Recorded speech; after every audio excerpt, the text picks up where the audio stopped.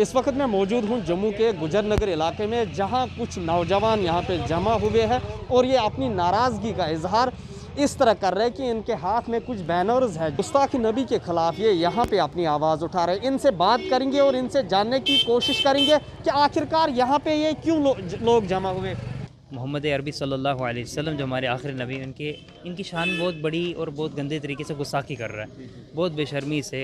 और किताब जो अल्लाह की आखिरी किताब है, किताबुल्लाह कुरान पाक, उनके बारे में बेहुरमती करता है, गलत बातें कहता है। तो इसी वजह से सारी मुसलमान कौम नहीं बल्कि सारी इंसानियत को इससे फ़र्क पड़ा है।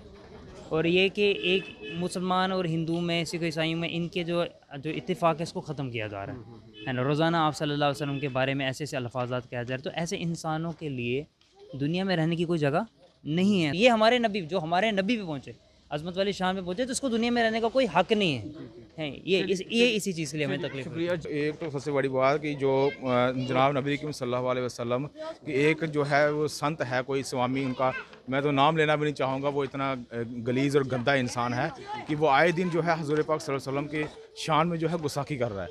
तो आखिर हम मुसलमान कब तक सब्र करते रहेंगे? आज 6 महीने से वो इंसान, आज की बात नहीं है ये, आज तो इसने की गुस्ताखी, लेकिन ये 6 महीने से लास्ट जो है मुसलमानों के ख़िलाफ़ और जनाब नबी की मुसलमानों के ख़िलाफ़ बोलता, चलो हमें कोई ऐसे एतराज़ नहीं था।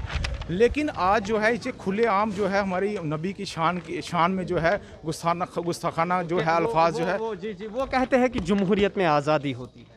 सर वो आज़ादी तो होती है, लेकिन आज़ादी ये कौन सी आज़ादी है कि आप किसी के मज़हब पे उंगली उठाएं? आज तक कोई किस मतलब ये जो मज़हब के ख़िलाफ़ कोई उंगली, चलो वो ठीक है, मज़हब के ख़िलाफ़ वो आज नहीं, मुसलमानों के ख़िलाफ़ वो 2-3 साल से लगातार बोल रहा है। लेकिन हम कहते हैं कि मुसलमानों के ख़िलाफ़ हम ज़ाती हमें कुछ बोल सकते हो, जनाब नबी सल्लल्लाहु अलैहि वसल्लम की शान के ख़िलाफ़ हम ना कुछ सुन सकते हैं। हिंदुस्तान में हर एक शख्स ने इस वीडियो को देखा है किस तरह से ये शरेआम जो है हमारे हजूर के ख़िलाफ़ जो है वो बहुत ही गंदे अल्फाज जो है बार बार बोल रहा है। तो हम यही कहते हैं कि इसको जो है सख्त से सख्त सज़ा मिले, मौत की सज़ा मिले इसको। पहली बात तो मुझे लगता है हमारा हिंदुस्तान, हमारा भारत जो है कॉन्स्टिट्यूशन के हिसाब से रन ही नहीं कर रहा है। अगर देखा जाए कि वो करे जा रहा है, वो बोले जा रहा है, हुज़ूर पाक की गुस्ताखी करे जा रहा है, कोई पूछ ही नहीं रहा है। चाहे सोशल मीडिया हैंडल्स, उनके पर्सनल अकाउंट्स देखे जाए, उन पर वीडियोज़ जो है कंटिन्यूसली अपलोड की जा रही है।